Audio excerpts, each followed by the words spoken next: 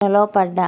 తను చెప్పిన విషయం గురించి కాదు, నా మనసు చేస్తున్న హైరానా గురించి. తనంటే నాకు ఇష్టమే, కానీ నేను సాంప్రదాయబందిని.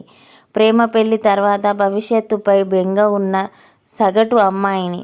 కుదిరితే మనసు విప్పి మాట్లాడుకోవడాలు, వీలైతే కప్పు కాఫీ వరకు ఓకే గానీ ప్రేమ పేరుతో పార్కులు, టూర్లు అమ్మో భయం తరుముకొచ్చేసింది. అయినా తనతో కొంత దూరం ప్రయాణిస్తేనే కదా ఏది తప్పో ఏది ఒప్పో తనలాంటి వాడో పూర్తిగా తెలిసేది. మొత్తానికి ఎలాగో గొంతు పెగిల్చి ఎప్పుడైతే ఫ్రెండ్షిప్ వరకు ఓకే, మిగతాది తర్వాత ఆలోచిద్దాం అన్నాను. నేను గీసిన గీత అంగుళమైనా దాటలేదు తను. నాపై కొండంత ప్రేమ ఉన్న స్నేహితుడిలాగే ప్రవర్తించాడు.